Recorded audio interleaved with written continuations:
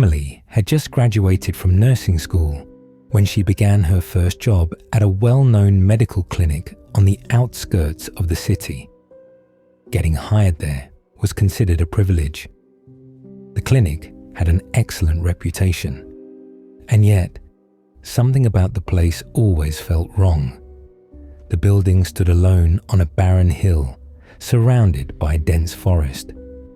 On overcast days, thick fog wrapped around the trees so tightly that the clinic nearly vanished from sight. At first, Emily threw herself into her work, but her relationships with co-workers quickly turned sour. The young doctors, recent medical school graduates, were known for their cruel sense of humor. Their pranks often crossed the line, and Emily became one of their favorite targets. Because of the exhausting schedule, she lived in a small dormitory next to the clinic. The floors were old and wooden, the windows rattled in the wind, and at night the silence felt unnaturally heavy. Worse still were her neighbors, the same group of young doctors.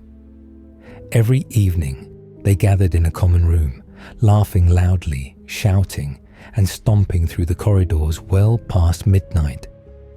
Emily repeatedly asked them to keep it down, but her requests were met with mockery and sarcastic remarks. Eventually, exhausted and desperate, she reported them to hospital administration. The doctors were formally reprimanded. They never forgave her. One of them, Michael, suggested teaching her a lesson, something unforgettable. Fueled by resentment, the others agreed. Late that night, the clinic fell silent. The lights dimmed, the hallways emptied. The doctors slipped into the medical storage room and gathered mannequins and supplies. Using them, they constructed something horrifying, a fake human arm. Quietly, they entered Emily's room and slipped the arm beneath her blanket, positioning it as if someone were lying beside her. Then they waited. Emily returned later that night exhausted. She noticed their muted laughter, but was too tired to question it. She closed her door behind her. Minutes passed. No screams, no sound at all. An hour went by, then another. Assuming the prank had failed, the doctors went to sleep. The next morning, they gathered again outside her door.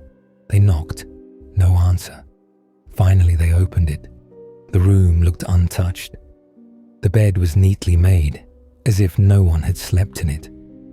A strange stillness filled the air. Then one of them noticed the closet door slightly ajar. When they opened it, they found Emily sitting on the floor inside. Her eyes were wide and glassy, staring into nothingness.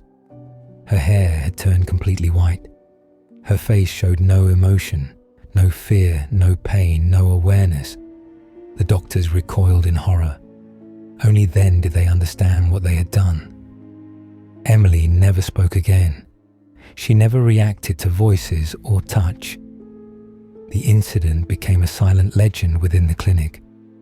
From that day on, no one ever joked there again, and Emily's name became a reminder that some lines, once crossed, can never be undone.